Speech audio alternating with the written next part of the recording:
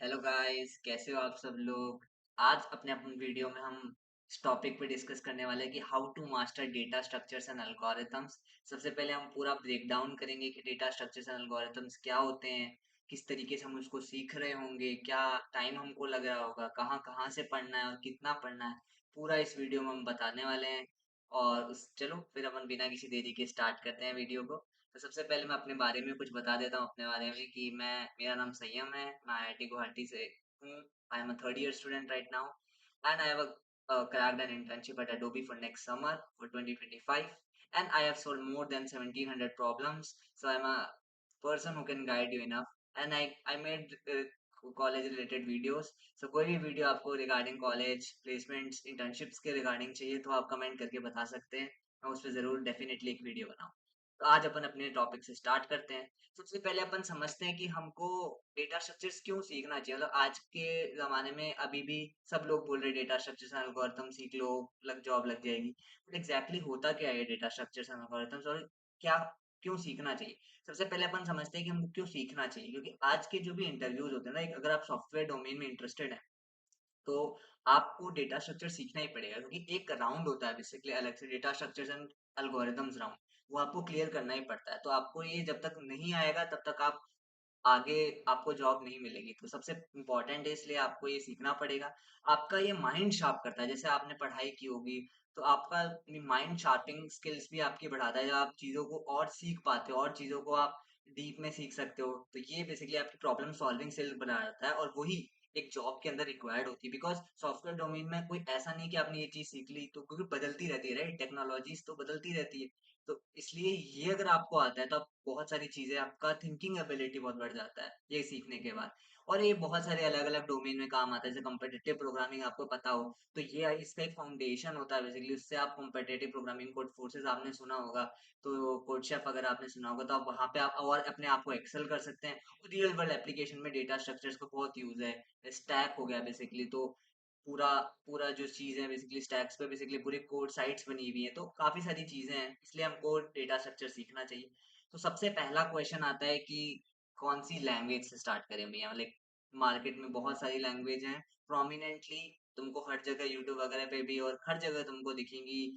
College में 3 languages सब वो मोस्ट पॉपुलर है, जावा, पाइथन और सी प्लस प्लस। अब बच्चे इसमें ही कन्फ्यूज़ रहते हैं कि भैया कौन-सी लैंग्वेज करें? कोई डर तो नहीं होगा बाद में कोई चेंज करने में दिक्कत होगी कि नहीं होगी। सबसे पहले आप एक लैंग्वेज पिक करो, रिसर्च करो खुद की। मेरा अगर एडवाइस मांगो तो मैं सी प्लस प्लस में बोलूंगा कि इसके रिसोर्सेज बहुत सारे अवेलेबल है मार्केट के अंदर, या आप आसानी से सीख भी सकते हो। और बहुत आसान है बेसिकली इसको लर्न करना। एक बार आप थोड़ा इनिशियली थोड़ा सा डिफिकल्ट होता है, बट बाद में आप जब समझोगे तो काफी आसान हो जाएगी। तो सी प्लस प्लस एक अच्छी लैंग्वेज है, क्योंकि आपको कॉम्पिटिटिव प्रोग्रामिंग में भी हेल्प कर रही होगी, और बहुत सारे आप इसमें प्रोजेक्ट्स भी बना सकते हो। और कंपनी के अंदर जाके भी सी प्लस प्लस एक एज अ मेजर लैंग्वेज काम आती है। मेजरली पाइथन को मैं ज़्यादा सजेस्ट नहीं करूँगा, जावा भी आप कर सकते हो। जावा के भी बहुत ज़्यादा इंडस्ट्रियल एप्लीकेशंस हैं, इंडस्ट्री में बहुत हेवीली यूज़ होती है जावा, तो आप जावा भी सीख सकते हो। बट जावा के जो रिसोर्स है वो थोड़े से लिमिटेड है as compare to C plus plus, तो वो है। और बाकी पाइथन मैं सजेस्ट नहीं करूँगा, क्योंकि पाइथन में कुछ इनबिल्ट डायरेक्ट फंक्शंस होते हैं, जो हो सकता है आपको कंपनी अलाउ ना करे इंटरव्यूज़ के अंदर, कि ये तो डायरेक्ट हो जाएगा। तो बिकॉज़ सी प्लस प्लस में आपको वही चीज़ पूरा कोड करनी पड़ती है, और पाइथन में उसमें डायरेक्ट उसको यूज़ कर सकते हो। तो इस वजह से कभी-कभी वो मना हो जाता है। इसलिए मैं बोलूँगा या तो सी प्लस प्लस या जावा में से एक लैंग्वेज पिक करो, और कोई भी लैंग्वेज पिक करो, उससे कोई फ़र्क नहीं पड़ता एट द एंड। आपको बस उसमें कमांड होना चाहिए एक लैंग्वेज, राइट? उसके बाद बेसिकली अपन, अब भैया देखो हमने एक लैंग्वेज तो सोच ली, अब उसमें टॉपिक्स का क्या पढ़ना है और रिसोर्सेज। अरे भैया रिसोर्सेज बताएँगे, धीरे-धीरे करके बताएँगे। पहले अपन टॉपिक्स देख लें कि टॉपिक्स क्या-क्या पढ़ने हैं। देखो, जैसे हमने एक लैंग्वेज चूज़ कर ली, उसमें हम बेसिक लॉजिक बिल्डिंग, उसका सिंटैक्स क्या है, उसमें कोड कैसे हम लिख रहे हैं, वो हम सीख रहे हैं। उसमें से क्या-क्या इंपॉर्टेंट चीज़ें हमको अच्छे से आनी चाहिए, इसमें कमांड होना चाहिए। हमारा इफ एल्स में कमांड होना चाहिए, और कंडीशनल स्टेटमेंट्स हो गया अपना, लूप्स हो गया, फॉर लूप हो गया, व्हाइल लूप हो गया, उसमें कमांड होना चाहिए। एरेज़ हो गया, और स्ट्रिंग्स हो गया, और फंक्शंस हो गया। ये बहुत बेसिक टॉपिक्स हैं। जब आप एक प्रोग्रामिंग लैंग्वेज सीख रहे हो, आप चाहे यूट्यूब से सीखो, आप कोई कोर्स लो। मैं बोलूँगा आप एक कोर्स लो, बिकॉज़ क्योंकि एक स्ट्रक्चर रहता है बेसिकली, और आप यूट्यूब पे काफ़ी डिस्ट्रैक्ट हो जाते हो, तो वो चीज़ मैटर करती है। वो पर्सन टू पर्सन डिपेंड करता है।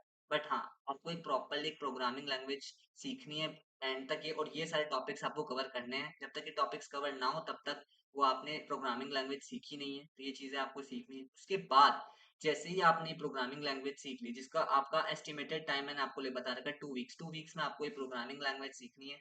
उसके बाद बेसिक डेटा स्ट्रक्चर्स में हमको मूव करना है। अब बेसिक डेटा स्ट्रक्चर्स में कौन-कौन से टॉपिक्स आते हैं भैया? Arrays, linked list, stacks, queues, hash map and recursion. इनको धीरे-धीरे हम करके सीख रहे होंगे। पहले हम एरे सीखेंगे, फिर हम लिंक्ड लिस्ट सीखेंगे। ये बिल्कुल ऑर्डर में ही मैंने आपको अरेंज करके दिया हुआ है। इसी ऑर्डर में आपको इनको सीखना है, जिससे आपका बहुत ईज़ी अंडरस्टैंडिंग बढ़े। और उसके बाद हमको स्टैक्स करना है, क्यूज़ करना है, हैश मैप करना है, रिकर्शन। इसमें अप्रॉक्सिमेटली आपको 1.5 मंथ्स लग रहा होगा। और इसमें स्टेप बाय स्टेप मैं आपको पूरे वीडियो का लिंक दूँगा, जहाँ से आपको प्रॉपर्ली ये टॉपिक सर्च करके आपको ये सीखना है। और आप इसका भी कोर्स ले सकते हैं, या फिर आप यूट्यूब वगैरह से भी सीख सकते हैं, या आप एज़ पर योर चॉइस कर सकते हैं।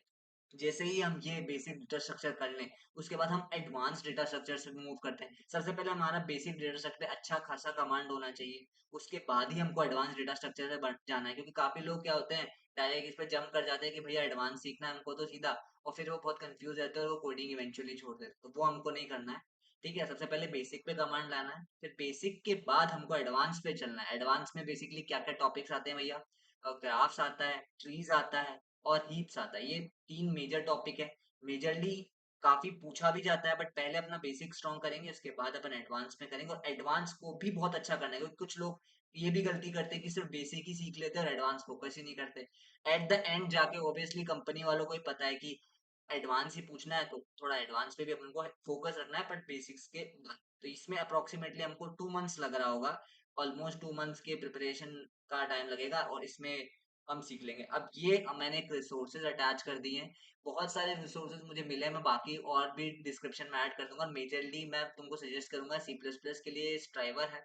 वो बहुत ही अच्छा उन्होंने प्लेलिस्ट ए टू ज़ेड उन्होंने डीएसए का प्लेलिस्ट बनाया है सी प्लस प्लस के अंदर, तो वो आप फॉलो कर सकते हो। उन्होंने एकदम स्ट्रक्चर्ड वाइज़ उन्होंने प्रॉपर प्लान वाइज़ बनाया है, तो आप उनको फॉलो कर सकते हो। जावा के लिए श्रद्धा दीदी ने बेसिकली अपना कॉलेज पे जावा का प्लेलिस्ट बना रखा है, तो आप उसको भी फॉलो कर सकते हो। मैंने लिंक अटैच कर दिया है यहाँ पे भी, और मैं डिस्क्रिप्शन में भी अटैच कर दूँगा।